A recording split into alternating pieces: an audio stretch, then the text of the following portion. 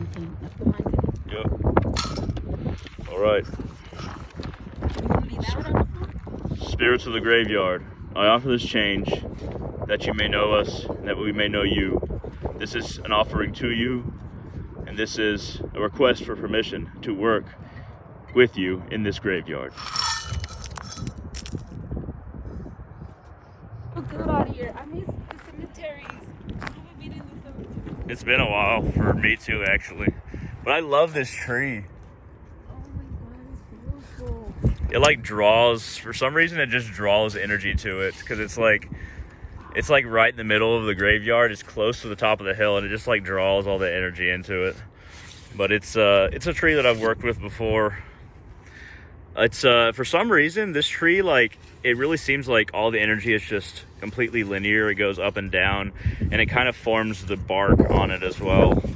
Well, I'm sucking that energy out of it. Don't suck the energy out, no. I mean, you can suck some energy out of it. I'm gonna I'm a tree hugger too. They're gonna be like, bitch, you really feel that lonely?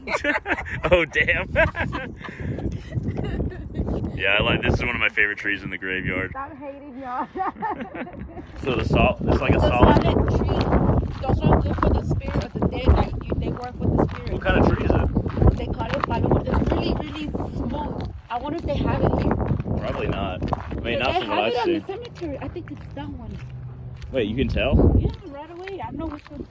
They taught me that one. And I have got a piece, and I'm making a skull engraver with it. Yeah, this is like this. It is? Yeah, I've never really noticed this tree actually. yeah, they make this like a cane or something. Mm-hmm. Oh yeah. Or you could do stuff, but you work with the spirits with that.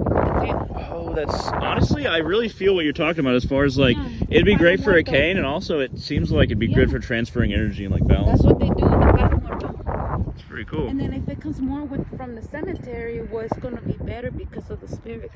Yeah, I feel like I would like to cut off a limb, but not one that's like a major limb. Maybe just something that's like. I took one. I have it in my altar. So, But it'll grow back. So I mean, as long as you don't take like I don't know, one of the main limbs. Like this one. Yeah. It's a good idea to keep in mind. So we already made the coin offering, but this, honestly, this is one grave I really haven't worked with very much. Let me see I actually really haven't even noticed this one. What does it have up top? Oh, it's like a chalice of sorts.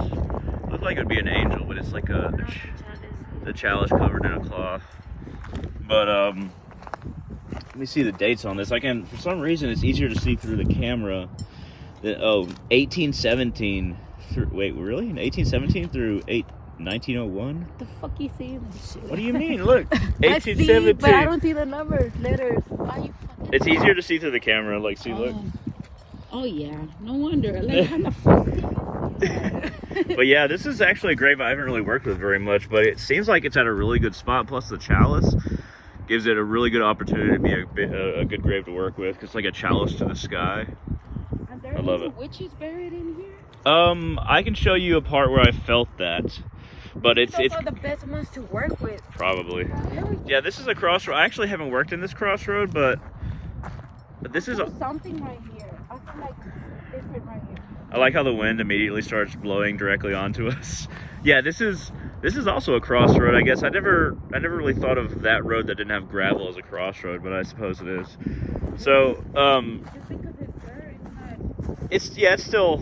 it's still a crossroad. So, Miss Pramela Stroud, I think this is the first ancestor in this graveyard that I accepted as an ancestor. So there's this thing when you work in graveyards, when you're working with the dead, where you can accept somebody as an ancestor even if you don't have their blood.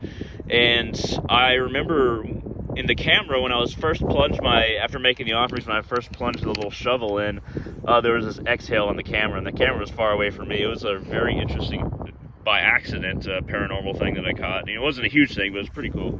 I like that. But I just make offerings here, and I just ask for advice. And she was like a grandmother of, I think I looked it up, she's like a grandmother of like 14 kids. But she was Carmela? Yeah, Pramela Stroud. She actually has a street named after her family that's like right over there because they've been here so long. But 1813 to 1900, Yeah, 1900. good. All right, so I just make a little offering of beer. Might as well go ahead and do that. I like the stone. I feel like something. Yeah, it's very weathered. Miss Pramila Stroud, I offer you this beer that you loved in your life, that you may be granted in your death. Miss Pramila Stroud, this drink is for you. Drink as you see fit. Our Father who art in heaven, hallowed be thy name. Thy kingdom come, thy will be done on earth as it is in heaven. Give us this day our daily bread, and forgive us our trespasses, as we forgive those that trespass against us. And lead us not into temptation, but deliver us from evil. For thine is the kingdom, power, and glory, forever and ever. Amen. Amen. All right, so I actually worked with. Oh yeah, my candle's still there. It's been there for like 8 months. Damn. Yeah, it's the St. Jude candle. And then I actually worked with, which one did I work with? I think it was this one. Oh, it's basically gone now. I actually did a little blood ritual here where I connected to one of our family members, but it's kind of gone now. But yeah, it's. I could see a little bit light. Yeah, the red actually stays behind because we have iron in our blood and it kind of sticks the pigment. Interestingly enough, I feel like I've worked with these before. Let's see if we see some blood. No, 84 to 86. Yeah, these are the two babies. Oh my God. Yeah, they both died at 2. I think they both died at 2 years, and yeah, they did knock it. Well, no, it just knocked down over time. It's supposed to be like that. Yeah, that's what I usually do, even though technically it's a felony. Tampering with the monument, but I always do it anyway. So yeah, 2 years, died at 2 years old, and then died at 2 years old. So you came and talked to the babies too? Yeah, I've definitely worked in this section because what I noticed is that there's. What do you mean why? I mean they need help too, but I mean but I mean this. So this area is a little bit more dirt. I always felt like this area, like there's a lot of drawing of life, like there's a lot of sadness here. This is why it's more dirt, and less grass than the other parts. And that is Sal. Yeah, S-A-L. That one's a very old grave. Yeah, that one keeps on falling over. But yeah. Oh, so yeah, something's wrong. Yeah. Well, let's go over here. You fixed it. Oh my God. Every time I come to the cemetery, they come into my dreams. Really? Yeah. Like the one in downtown, like the old cemetery. Yeah. Where the bulls are at. Yeah. I went there and I had a dream, and they were telling me to go back, and they opened the gate for me. Oh wow. And yeah. I went there before I dreamt it and saw it, and then they came into my dream. That makes sense because that's something similar has happened to me before sometimes. Yeah, like it's like they call you and they want to speak to you.